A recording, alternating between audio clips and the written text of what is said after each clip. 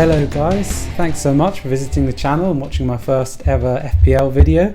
I'm Johnny, so just to give you a quick introduction to me, I've been playing FPL for about 7 years now, and over the years I've invested more and more of my time into the game, and I've decided to start this channel so that each week I can share my research, thoughts, hints and tips with you guys. About my playstyle, I'm definitely not a risk-averse manager. In fact, I'd go as far as to say I love to take risks, and I've always played a bit more aggressively than others seem to.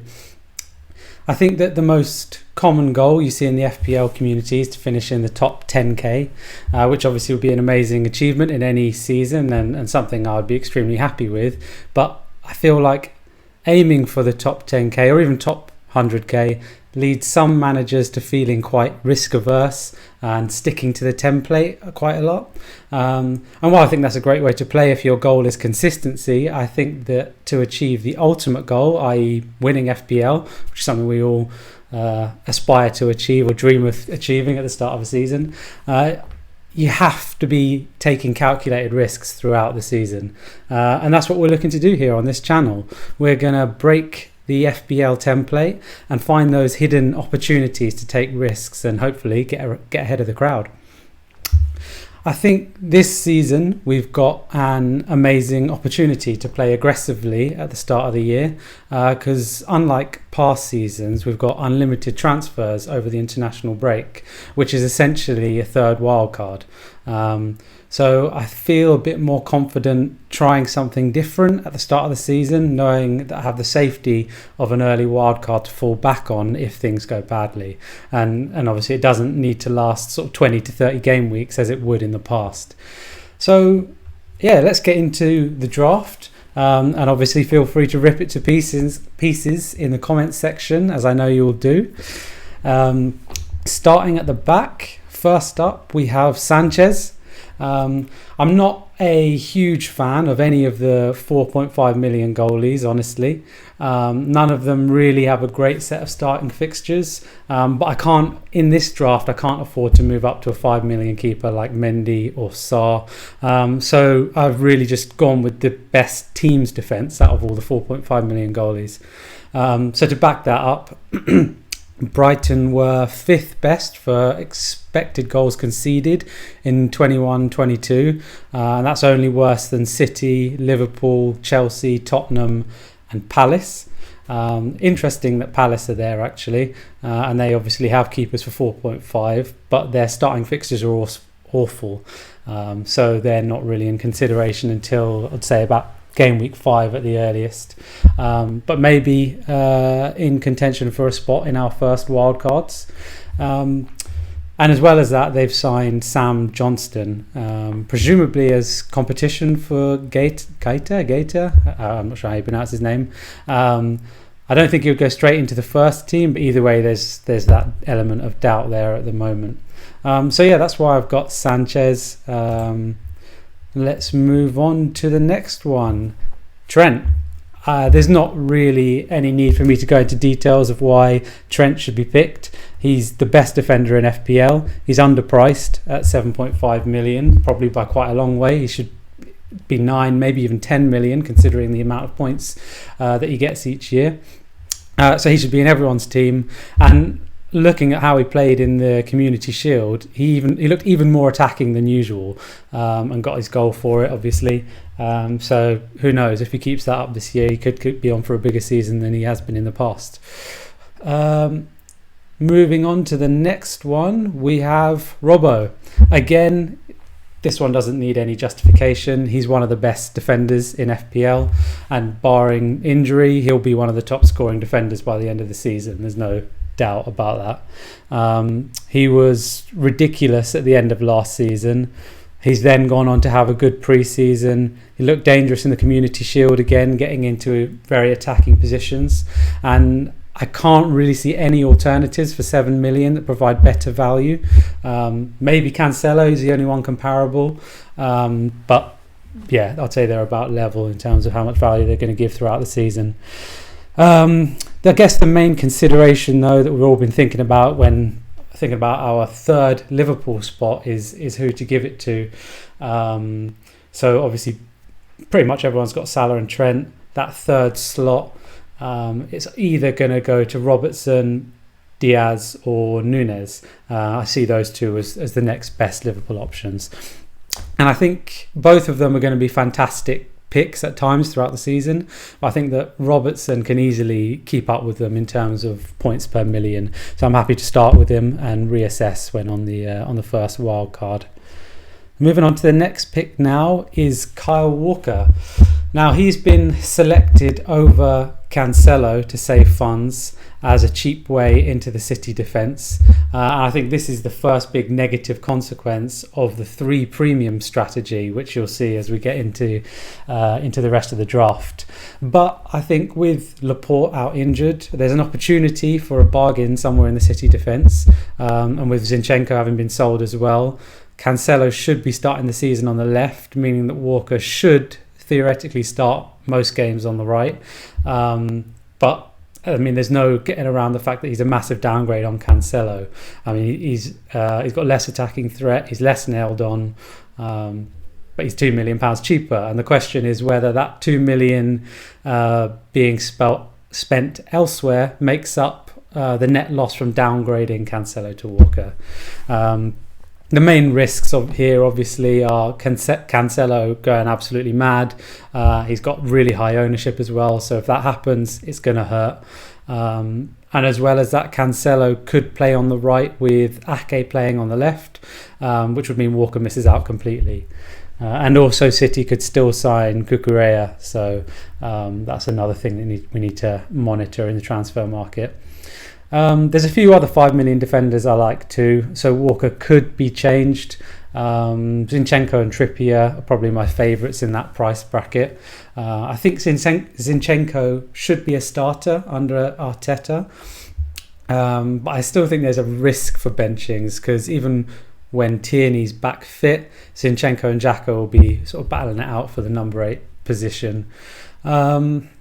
I do really like Trippier as an option, as long as you've got bench cover for game weeks 3 and 5, because I think they're playing Liverpool and City. But apart from that, Newcastle have great fixtures, and Trippier is always going to tick over with goals and assists from all his set play involvement. Moving on to the next pick, we have Dalot. In reality, he's currently sort of a placeholder for whoever I feel the best £4.5 million defender is by the deadline. I think there's a few okay options. For example, you've got Johnny at Wolves. He should be starting the season at right back. And the Wolves defence historically has been very good, especially between sort of 2018 and 2020. Their defensive numbers obviously dropped quite a bit last season, but you would expect them to improve on those this year. And if they can sort of recapture some of that earlier form, then I think Johnny could be a bargain at 4.5 million, because he's also got that attacking threat as well to add. But one thing to say there is that Semedo's back in training, and you'd think he'll probably be back in contention pretty soon. So it's not really clear how many weeks Johnny's going to be nailed on for. There's Lamptey. He always seems like a great option at the start of every season until he limps off sort of 10 minutes into his first match. But if he could stay fit, then obviously he could be a great option. Ridiculously attacking for a defender. And in Brighton again, Dunk is a great choice. But obviously I've got at the minute I've got Sanchez in goal, so I'm not really looking to double up on Brighton defence. Loads of people have got Tomiyasu, who's going to be a good choice at some point, but I don't think he's going to be fit to start the first game of the season. Ben White's probably going to start at right back, and I mean after Tomiyasu's back, he should take that right back slot, and then obviously White will then be fighting with Saliba for the right centre back slot. But yeah, until we're sure of the preferred Arsenal back four, I'm not really going there with either of White or Tomiyasu. I feel like there are a few other options as well, but at the moment I think Dalot probably has the highest ceiling out of all of them. He seems to be Ten Hag's preferred choice at right back, and he's been linking up really well with Sancho in pre-season, looking quite dangerous and registered an assist or two. I think he just got 1 assist in one of those games. United do still look vulnerable defensively, so I wouldn't really expect too many clean sheets. But if they do manage a couple and Dalot manages to add in an assist here or there, he could be on for some big hauls. So I'm happy to have him in at the minute, and I'll consider it up until the deadline. So now let's move on to the midfield, and the first pick here is Leon Bailey, who's been seen in loads of teams recently, and I think for good reason. But I would say this is another big sacrifice in order to achieve 3 premiums in the team, and you can't deny that he is a big risk in terms of minutes. However, though, he's a full 1.5 million cheaper than he was in his debut season last year, which was ultimately a disappointment because he got injured pretty early, a few weeks in, I think, and never really. He wasn't really able to get a first team spot for the rest of the year in order to sort of build up some form. However, I'm feeling very confident that he's going to be part of the starting 11 at the start of the season, and there's quite a few reasons that I think that. So while I think that we shouldn't be reading too much into pre-season goals, Bailey has been performing really, really well in pre-season, and he looks like full of confidence. So, as I said, the number of goals isn't too important, but he has scored 3, and he's provided 2 assists as well. And I feel like he's forced his way into the Gameweek 1 lineup at least. And a few weeks back on Instagram, he actually posted saying, it was talk the same talk you did last season, new season incoming, I'm coming for everything they said I couldn't achieve, mark my words. Which, I mean, it could be all talk, but we'll see. But after that, Gerrard said around a week ago, I think, about Bailey, he's come back from pre-season as a different player, not just from a technical point of view, his demeanour, his body language. He's sending a massive message to me that he wants to be in the 11. So obviously sounds like he's getting some of the confidence from the manager. And since that comment, he started and scored again in the following game. But I mean, it's still worth remembering he could lose his place at any time if he has a bad game or whatever, because he's got competition in his position. And as well as that, I think Villa have a pretty tough set of matches between around 4 and 7. So sort of the first 4 are pretty good. So hopefully he'll keep his place throughout that, but it is a risk. But that first match against Bournemouth looks really appealing. Bournemouth have been pretty bad in pre-season, and just the other day, Parker came out in an interview and said, I got it here, that we're 6 days out from the start of the Premier League season and we're way short of where we need to be. That's just the cold, hard facts. We barely have any defenders. We've lost 8 players at the start of the season. At this present moment in time, this squad is much weaker than it was 2 months ago when we got promoted. So, I mean, obviously that's not what you want when you're stepping up to the Premier League. And I think Bournemouth could be the team to target this season. So that's it for Bailey. Moving on to the next pick, we have Salah. So like Trent, I'm not going to waste any time talking about Salah. He's an FPL legend. Obviously the second half of last season wasn't really up to his usual standards, but he was still posting good underlying numbers, and I expect him to be the top FPL point scorer again this year, and I've got him as my captain for game week 1, and I can't see myself changing that. So moving on to the next pick, we have Neto. Again, a bit of an early season bandwagon. I think he's got about 20% ownership at the minute. And I usually wouldn't jump on a bandwagon just for the sake of it, and don't really like to look at ownership levels. But I feel like in the case of Neto, there's a good reason why he's so highly selected. The first obvious point is his price. There's not really any alternative at 5.5 million that I feel is going to score higher over the first 6 game weeks. There's sort of the Everton lads. I think Gray and Gordon are both 5.5. But I don't know how much I trust this particular Everton side to perform, and they're not really options for me at the minute.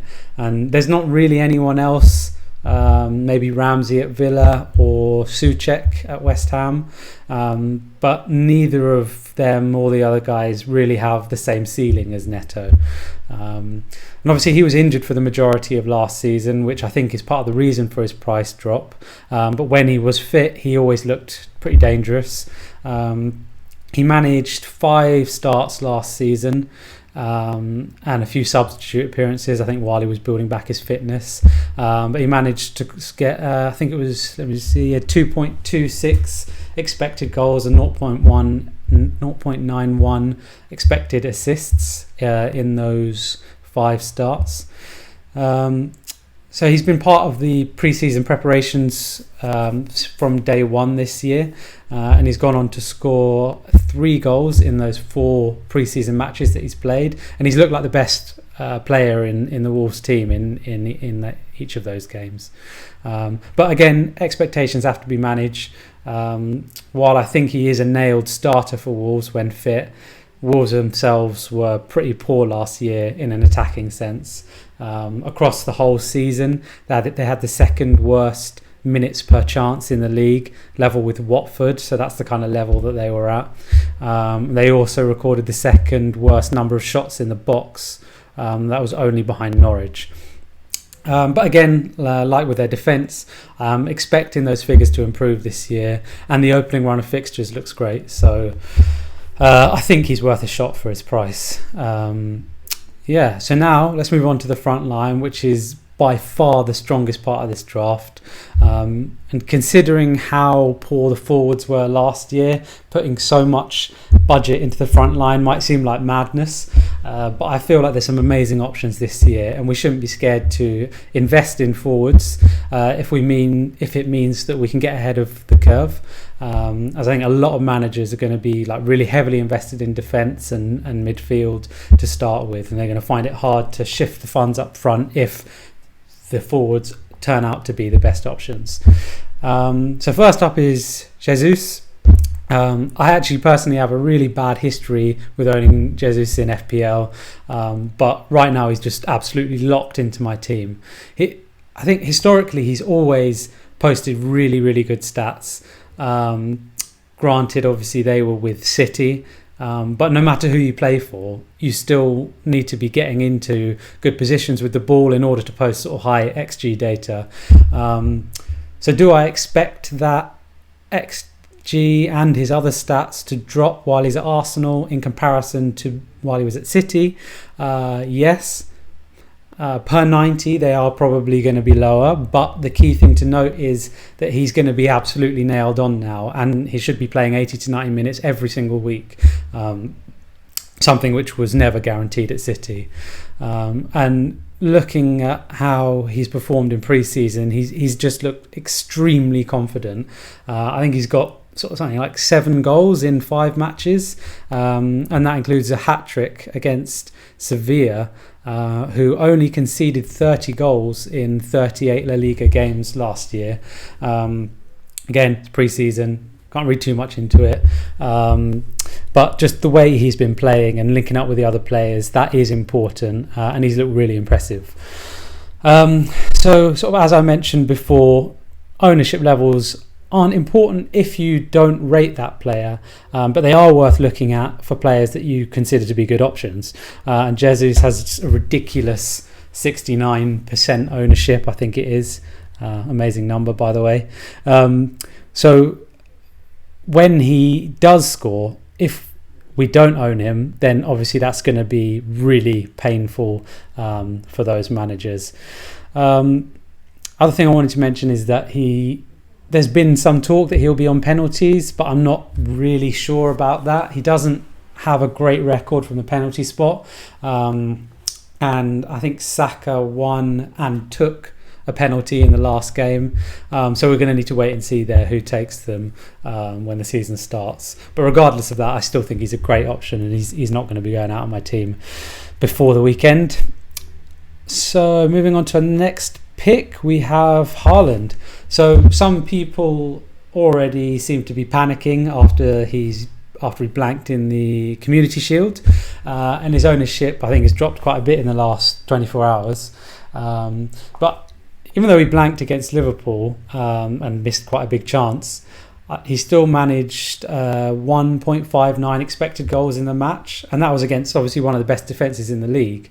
So on another day, he scores one or two of the chances that he had, and he's looked at by FPL managers in a completely different way. And during that game, he also looked like he was making really good runs, getting into good positions. And I think as City learn his style, like he's going to be found more and more by with those like sort of final balls from De Bruyne and all the rest of the City players. And I still think he's going to be great for them. When the Champions League starts, I think he'll be much more of a rotation risk. So maybe he's not going to be as good of an option at that point, but at the start of the season, I think he's going to be nailed on to start pretty much every game, and I'm happy to own him, especially ahead of City's fixture in game week 2 against Bournemouth, who obviously are a team that we want to be targeting. That's it for Haaland. So moving on to the last pick, we have Harry Kane completing my front three of absolute death. So I'm actually pretty shocked at how many drafts that I'm seeing on Twitter, it's like YouTube, Fantasy Football Scout, that don't have either of Kane or Son. Because Spurs have had a really, really good pre-season, their first one under Conte, and Kane and Son have been linking up for goals throughout, which is, something that we've seen obviously time and time again over the last few years. As an Arsenal fan, I don't really like to say this, but I think Spurs are going to have a really great year, and I can see them getting off to a really quick start against Southampton. I think in that particular fixture, Kane and Son banged in a few goals, possibly last year, maybe the one before it. So yeah, it's definitely, I can see quite a few goals happening in that game. For the first half of last year, Kane was obviously pretty poor. I think the whole Man City transfer situation affected him, but under Conte, since Conte came in last year, he's been back to his best, and the second half of last season was absolutely incredible. So Conte seems to have this pre-season been putting the team through some like proper grueling training sessions.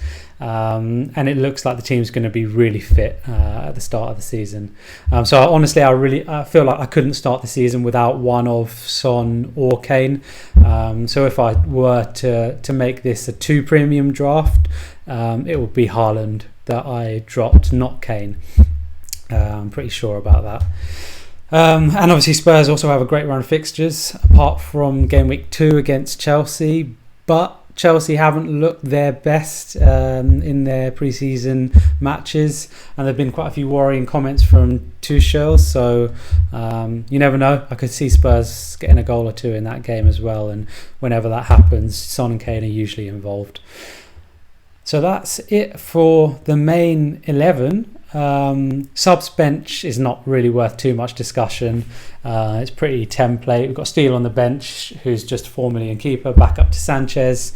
We've got Josh Da Silva and Andreas Pereira, who could both be starting 4.5 million midfielders. Pereira is definitely more nailed of the two of those. I think Josh Da Silva sort of 50-50 whether he's going to start matches at the minute. But he could become nailed on some point throughout the season. And then we've got Nico Williams, obviously, who's going to be a starting 4 million defender for Forest. So as I'm hoping not to really need these players that often, but all I really look for in the bench is to have nailed on starters to come on if I need them. So what are the strengths of this draft? Obviously, there's potential for massive game week scores if all 3 of the big hitters fire in the same week, but obviously that's a big if, and that's not always going to happen. I'm happy that I still managed to get 3 Liverpool players, because I feel like that's almost essential. They're just them and City are the best teams in the league, but the thing about Liverpool players is we know who's going to be starting week in, week out, which is obviously not the same with City. So I think, if possible, every team should be looking to get 3 Liverpool in. And I feel like all of my budget picks have some merit and the potential to do well. So Yeah, that's probably the main strengths I feel with the draft. But then obviously we've got, as with all drafts, there are weaknesses. Having the 3 premiums there means a weakened defence in comparison to the template. So obviously we've not got Cancelo, and we don't have James or Chilwell, although Chilwell's probably not going to start the season, so James is the main consideration there. By the deadline, it's still possible that I could swap Robertson to Cancelo, or downgrade Robertson to Diaz, and then I could upgrade Walker to James. So that will be sort of on my mind. But really, if I can, I'd like to keep Robertson. So it all depends on how I feel about Walker by the deadline. My midfield is pretty inflexible with those 2 cheap starters. So I'm going to have to downgrade a premium when I do want to upgrade the midfield. And that'll probably, I imagine that'll probably be Haaland by the time the Champions League starts. And again, on midfield, I don't have an £8 million midfielder, and I think that's an important price point this season in particular, because there's loads of good options for 8 million, and I'm definitely going to want one of them at some point. And I guess the last weakness is that I can only captain one of those 3 premiums, so I've got a headache each week trying to choose a captain, and then when one of those 3 blanks, I'm sort of heavily reliant on the rest of the squad, including the budget players, to stop me from falling behind the more balanced teams. So that is pretty much it for the video. The final thing I wanted to say was to remind you all that the deadline is Friday at 6:30 p.m. So it's not the sort of usual Saturday morning time, so don't miss the deadline. But yeah, that's it. If you enjoyed the video and you'd like to see more team selections or transfer videos, then give the video a like and obviously subscribe to the channel, and let me know in the comments section below what you thought. So good luck for game week 1, and don't be afraid to take a few risks.